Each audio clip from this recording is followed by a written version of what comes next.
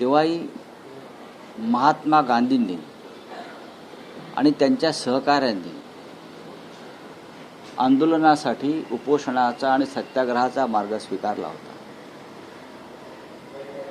आणि 21 दिवस उपोषण करून शेवटी ब्रिटिश सरकारला चर्चेसाठी समोर आणलं होतं. पण स्वतंत्र हिंदुस्थानामध्ये सोनम वांगचुक यांच्यासारखा एक पर्यावरणवादी, वैज्ञानिक, एक सामाजिक कार्यकर्ता जेव्हा लाखो विद्यार्थ्यांच्या भविष्यासाठी उपोषण करतो तेव्हा एक तर सरकार कोणती चर्चा करायला तयार नाही आणि 20व्या दिवशी नामर्दाप्रमाणे काळोखात चादर टाकून आडवं करून इतक्या मोठ्या माणसाला फरफटत घेऊन गेले, ज्याची उभं राहण्याची ताकद नाही उपोषणामुळे. त्याच्यासाठी त्यांना स्ट्रेचर सुद्धा आणण्याचं सौजन्य दाखवलं नाही आणि जबरदस्तीनं उपोषण सोडण्यासाठी त्यांच्यावर तो दबाव आणला. त्याचा धिक्कार करावा तेवढा थोडाच आहे. सोनम वांगचुक हे प्राणत्याग करण्यास सज्ज आहेत देशासाठी आणि सरकार त्यांना घाबरलं आहे. जर सरकार घाबरलं असेल तर सरकारने ज्या मागण्या आहेत तरुणांच्या त्याच्यावर चर्चा करायला पाहिजे. मी आधी सांगितलं, हे धर्मेंद्र प्रधान आहेत, हे काय फार महान शिक्षणतज्ञ किंवा फार महान नेते, महात्मा धर्मात्मा नाही आहेत. ते एक मंत्री आहेत आणि त्यांच्याकडून चुका झालेल्या आहेत आणि लाखो विद्यार्थी त्याच्यामुळे उद्ध्वस्त झाले. 20 विद्यार्थ्यांनी आत्महत्या केली. अशा वेळेला सरकारची जबाबदारी आहे. पण सरकार पोलीस बळाचा वापर करून वांगचुक यांना अटक करते आणि त्यानंतर दुसरे जे तरुण कार्यकर्ते आहेत अभिजित दिपके त्यांच्यावरती लाठी हल्ला करून त्यांना जखमी करते आणि भाजपच्या कार्यकर्त्यांना त्यांच्यावरती शाई फेकण्यासाठी प्रवृत्त करते. हा देश हुकुमशाहीकडे झुकला असं म्हणतात, वळला नाही. या देशामध्ये हुकुमशाही सुरू झालेली एवढंच मी सांगेन.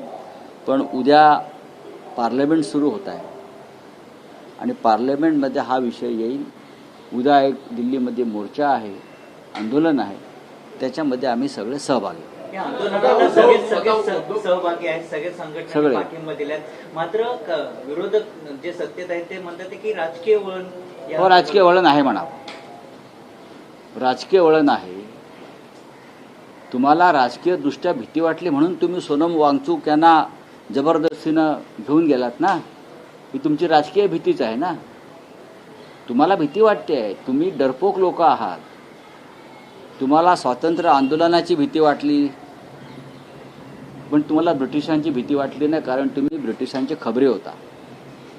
तुम्हाला पंडित नेहरूंची भीती वाटते, तुम्हाला इंदिरा गांधींची भीती वाटते, तुम्हाला सोनम वांगचुकची भीती वाटते, तुम्हाला अभिजित दिपकेची भीती वाटते, तुम्हाला उद्धव ठाकरेंची भीती वाटते, तुम्हाला शिवसेनेची भीती वाटते. असे तुम्ही डरपोक लोक आहात. उद्याच्या मोर्चात तुमच्याकडनं कोण सहभागी होणार? आम्ही सगळे हो.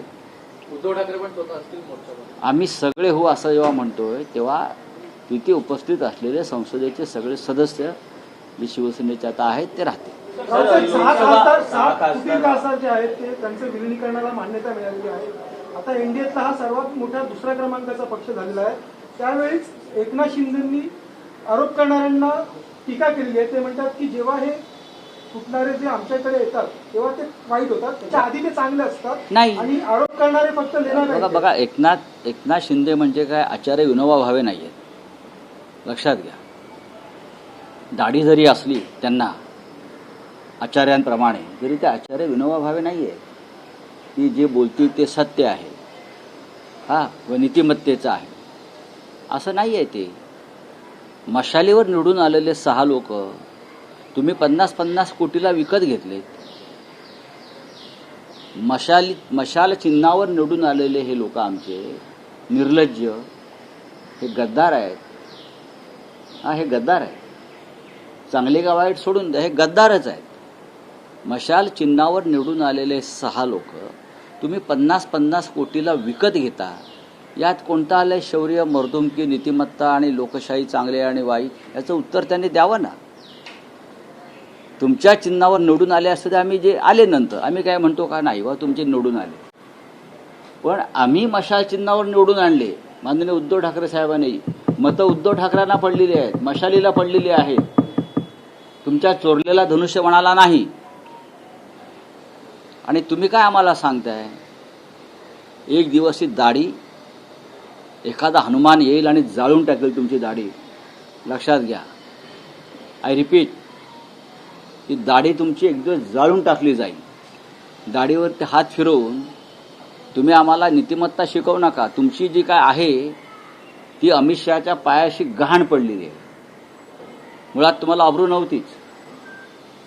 हे 6 लोक जे आहेत त्यांना लाज वाटली पाहिजे. निर्लज्ज आहेत हे.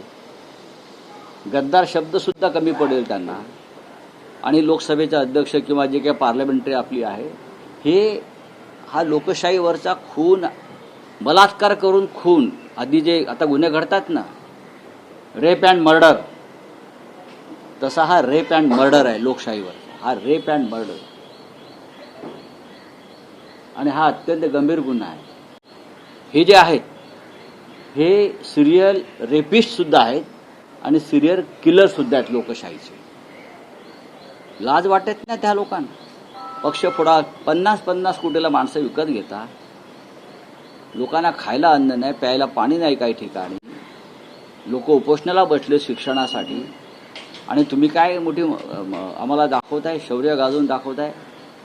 You are serial rapist and serial killer लोकशाहीचे. मल्लिकार्जुन खरगे आणि राहुल गांधी यांनी पंतप्रधान नरेंद्र मोदी यांना पत्र लिहिलंय.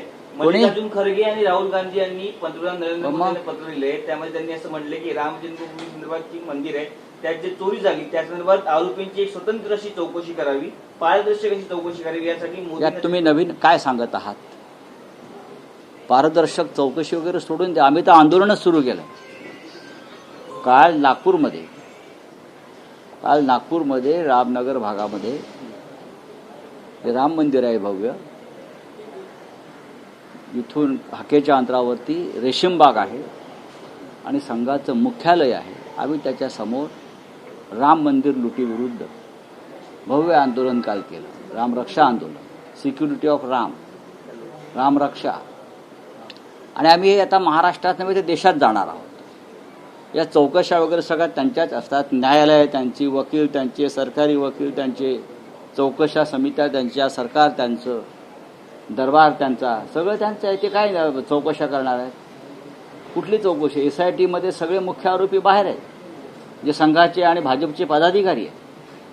त्याच्यामुळे आंदोलन जे आम्ही सुरू केलेलं आहे, रामरक्षा आंदोलन, हाच एकमेव लढा यापुढे राहील.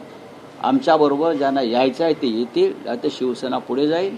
कालच्या आमच्या आंदोलनामध्ये काँग्रेस पक्षाचे आणि राष्ट्रवादी काँग्रेस पक्षाचे सर्व प्रमुख नेते उपस्थित होते. आम्ही माननीय मुख्यमंत्री जे आहेत देवेंद्रजी आणि सरसंघचालक परमपूज्य मोहनरावजी भागवत यांना सुद्धा आमंत्रण केलं होतं. आता रामभक्तांच्या बाजूने ते उभं राहायला आले नाहीत. याचा अर्थ रामाचं मंदिर लुटणाऱ्यांना त्यांचा पाठिंबा आहे. फडणवीसांना तुम्ही आमंत्रण दिलं होतं, त्यावर एकनाथ शिंदे म्हणतात की तुम्ही राहुल गांधींना, सोनिया गांधींना, अखिलेशजींना यांना आमंत्रण द्यायला पाहिजे. हे जे महाशय आहे ज्यांचं तुम्ही नाव घेतलं ते नक्की कोणाची प्रवक्तेगिरी करतायत? तुम्ही सुद्धा उतरायला पाहिजे ना. कारण खरं म्हणजे त्याला मी आठवण करू देऊ इच्छितो, पक्ष सोडण्याआधी एक दिवस आधी ते अयोध्येला होते माझ्याबरोबर. गद्दारी करण्याआधी जो आम्ही कार्यक्रम अयोध्येत तेव्हा घेतला होता, मी दिवस बघा, त्याच्या आधी 2 दिवस आधी माझ्याबरोबर अयोध्येमध्ये होते ना. रामाने त्या गद्दारीला परवानगी दिलेली नाही तुमच्या. आणि राम मंदिर लुटीचा विषय हा राहुल गांधींनी समोर आणला. लक्षात घ्या. अभ्यास करा, पेपर वाचा म्हणावं. अभ्यास, फक्त नोटा मोजू नका आणि नोटांचे आकडे वाचू नका, बरं का. ठेकेदाराकडून जे येतात ना, त्या फक्त नोटा वाचण्यापेक्षा, मोजण्यापेक्षा वृत्तपत्र पूर्णपणे वाचा आणि माहिती घ्या. शिंदे म्हणतात की अरे सोड रे, शिंदे शिंदे काय चाललंय तुला? काय वाटतं बाबा, शिंदे म्हणजे का राम मनोहर लोही आहेत का? ना काय काय शिंदे शिंदे चाललंय? कोण आहेत ते? पंडित नेहरू आहेत का? जयप्रकाश नारायण आहेत का? आचार्य कृपलानी आहेत का? कोण आहेत? वसंतराव नाईक आहेत का वसंतदादा पाटील आहेत? बंद करा हे नुकसान करताय तुम्ही महाराष्ट्राचं. आज राजनाथ सिंग यांनी सर्वपक्षीय नेत्यांची बैठक बोलवली आहे. त्यासाठी आपल्या पक्षातून कोण उपस्थित राहणार? जात सुप्रिया सुळे आता काय आहे, सर्व पक्ष त्यांचे आहेत. टीएमसी त्याने विकत घेतला, शिवसेना त्यांनी विकत घेतली, असे अनेक पक्ष त्यांनी विकत घेतले, आप विकत घेतला. त्याच्यामुळे सर्व पक्ष म्हणजे सर्व पक्ष त्यांनी विकत घेतले, त्या पक्षांची ती बैठक आहे. बोले ये जो देखिए बात छोड़े सुप्रीम कोर्ट की, सुप्रीम कोर्ट भी गुलाम है.